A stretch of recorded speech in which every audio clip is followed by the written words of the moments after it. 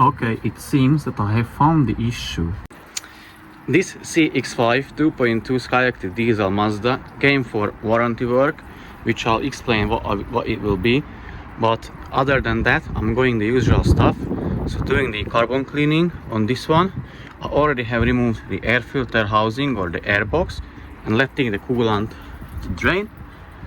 And then I will carry on removing the rest of the parts, battery, charge pipe, EGR cooler, EGR, valve, intake manifold, throttle body, get it cleaned obviously. And the owner also asked me that he has a spare fuel filter, so if I can change it for him, which I will do, and I believe it's there behind the battery. So now back to the warranty work. What that is, I done the oil strainer on this one and it's leaking oil from the oil pan, so I need to reseal that. I'll show you where it is usually leaking from underneath the oil pan. There are two spots, so I need to make sure that you properly seal them, which I obviously, it looks like I didn't.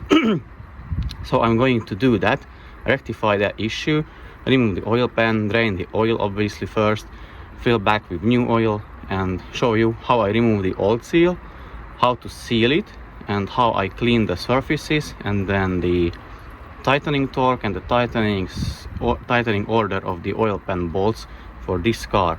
So I'm not going to bother you with removal of the parts like how it is done. I'm going to do that off camera because I already have a lot of videos on it. So feel free to watch my channel because I have seriously a lot of in-depth detail video on every bolt and every nut which has to be removed, and even the clamps, like how do you undo them. So go there and check them out, and then feel free to leave a like, comment, share, subscribe, whichever is convenient for you.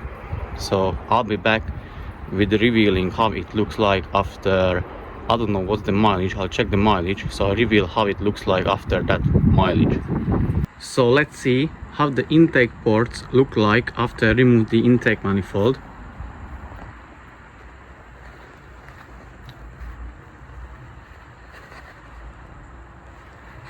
They are bad, but not the worst ones I've seen so far. They're quite oily, not dry carbon, so I guess it may have like the turbo is maybe failing and lets the oil to escape and gets back from the intercooler pipe back to the intake manifold and to the intake ports. And let's see how the intake manifold looks like. Again, not the worst, but oily as well. So the cleaning is in progress now, as you can see. Here are the parts. This is cleaned, but obviously need a touch up. It is cleaned from the inside, but still need to get clean the outside a bit. And then the parts are waiting for the cleaning. One in during the cleaning, and these are after the cleaning, as you can see, nice and shiny. And now let me show you the oil pan thing. So basically, this plastic cover is on top of the oil pan. It is held by these kind of plastic screws, Phillips head. So unbolt them or undo them, you can remove this plastic cover. Another plastic cover, the big one, it is held by bunch of 8mm hex bolts in the front and a few plastic tabs in the rear. I'll show you. So basically the bolts, 10mm bolts, are in the front of that cover. The plastic tabs are on the rear of that cover. And let me show you the oil pan. So here is the oil pan itself. As you can see, it is held by a bunch of 10mm bolts around the perimeter of the oil pan. And let me show you where it is leaking from. It usually leaks from this area and this area, because the engine is slightly tilted to the back of the car, so it's like a little bit this when it's in standstill on a level surface. And if you reseal it, here have oil passages here and here, so even though when you reseal it, oil comes down there, like a remaining oil in the engine gets there, and it doesn't let the seal to properly do its job. That's why it is leaking most of the time. It happened to me before as well, so don't worry if it happens to you. So what I'm going to do, remove the bolts. I don't know, maybe there are 20, 22, 23 of them. So remove the bolts. The oil pan won't fall off, especially if you still have the original seal. It will be extremely difficult to get this one off. You need to start somewhere here. I'll show you the tools I use to get the oil pan off. So basically you start it here, move that tool around the perimeter and get it off, and then remove the old sealant on the engine block surface, touch up or clean the surface of the oil pan, and basically you can reseal it and tighten the oil pan in a tightening sequence and use the torque specs needed for the oil pan and let it, let's say, rest at least a day. Then refill the engine with oil and you can start up the car. So with the tools you have two options. This is like a proper tool for the job. It is from Amazon, maybe 10-12 pounds, I don't know.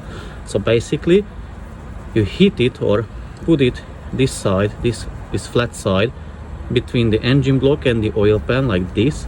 Hit it here so you can put it, and then you have two sides here and the other one, and you can hit it with a hammer and just slide it around the perimeter of the oil pan. I'll show you what I mean by that. And this is an improvised tool. My father made it. As you can see, it's a size 18 spanner, but we cut the side of it. So basically we put the sharp side, sharp edge between the engine block and the oil pan, and use the bottom as a leverage. So we put it this way and try to separate the oil pan from the engine block. So let me show you what I mean by that.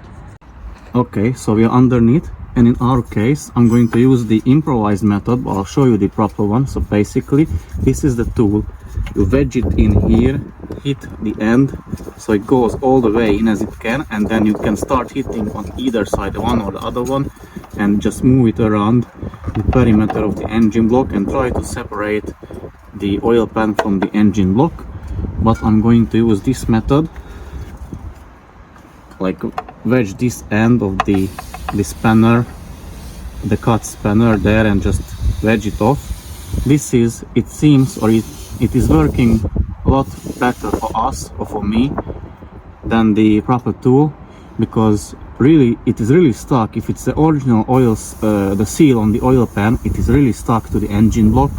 In my case it may not have been the issue. I don't want to try it, so I do it off camera, removing the oil pan, because it may fall on my head, or it can still, I don't know, I don't want to cause a whole lot of mess, so I'll do it off camera, and I'm going to use this method. So here are the results of the carbon cleaning of the walnut busting of Charles Mazda. So this is the after result.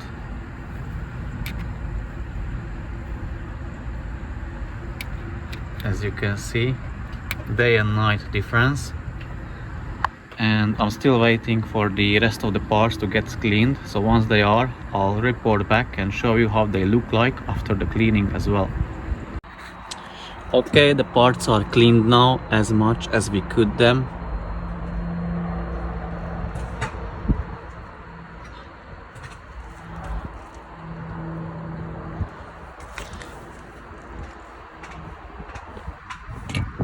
So now they could be put back to the car and be assembled together. Okay, it seems that I have found the issue. So basically the oil pan is off now, and you see here this groove which is around the perimeter of the engine block. There was no silicone sealant, so it is very likely that I have forgotten to seal that, and I just sealed the oil pan. So now it is obviously clean now. Okay, I need to clean those drips of the oil because I still need to clean the oil pan. So I'm going to clean it, clean the oil pan, reseal this one, the engine block surface, reseal the oil pan, put them together, tighten everything down and let it sit for a day, for overnight, and then fill the engine up with oil, and basically that's it. So here is the oil pan removed, and as you can see, still sealant on the surface of it. So what I'm going to do, basically use this scraper first, scrape off the big chunks of the sealant, then use one of these sealant removers, this one or the other one. It's a very good one. So basically just spray on it, leave it, let's say, for 5-10 minutes, and I'm going to use a wire brush, this brass wire brush, and clean the surface. Obviously empty the rest of the oil pan, so the oil, whatever residue is there, so empty that, clean it, wipe it, and then don't forget about the bolts. So make sure the threads of the bolts are clean, so because you don't want to make the engine block crack because of the remaining sealant on the threads of the bolts. I'm going to then apply silicone sealant, the black one. I'll show you which one. Apply on the perimeter of the oil pan. Also this time not to forget the engine block, and then put them back together. Hand tight all of the bolts, so put back all of the bolts at the same time, and then start tightening them. So don't do it one by one. So let's say this one is the first bolt you have to tighten to the specific torque specs. Don't do just tighten this one, putting back the other one, and this and that, because you will either cross thread them, or you won't be able to align the bolts with the holes. So put all the bolts back, tighten them by hand, and then start to tighten them around the perimeter. The oil pan is clean now, inside and the surface as well. I can seal it, so I'm going to use this, the black gasket marker from Vince. I prefer this one or Victorine's. So basically apply sealant on the surface of the oil pan, and again don't forget the engine block as I did the other time. Okay, now the oil pan is back, all the bolts are tightened to 11 Newton meters in the tightening sequence. So now I can wait one night and then fill up the engine with oil.